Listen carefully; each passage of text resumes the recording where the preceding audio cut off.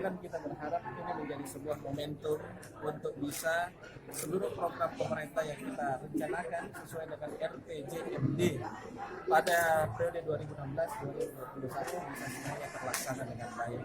Ini insya Allah akan masuk pada tahun keempat, sehingga kita akan fokus pada pencapaian-pencapaian yang sudah kita tetapkan pada Perda RPJMD. Sehingga kita berharap melalui momentum Hari Jadi Goa ini semangatnya terus bangkit untuk bisa merealisasikan seluruh program-program yang telah kita janjikan secara bersama-sama. Sehingga pada tahun 2020 semuanya bisa berjalan dengan baik tanpa terganggu dengan yang namanya pilkada. Meskipun memang pilkada itu cukup menyerap anggaran yang segitu besar karena adanya peraturan Menteri Keuangan yang baru yang tadinya honor PPK, PPS dan lain-lain itu hanya 250.000, ini naik menjadi 1 juta lebih, sehingga itulah membengkak anggaran pilkada.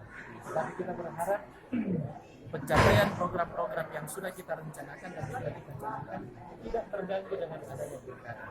Dan kita berharap tahun depan kita sudah tetapkan tahun depan itu merupakan tahun keagamaan bagi pemerintah Kabupaten Goa dengan program-program keagamaan yang telah kita rencanakan pada tahun 2020. Salah satunya tadi pada tablik akbar yang kita rangkaikan dengan penandatanganan MOU bersama dengan Ustaz Adi Hidayat untuk bisa mencetak imam-imam yang ada di Kabupaten Goa, imam desa, imam kelurahan, imam dusun, imam lingkungan sebagai imam yang hafal.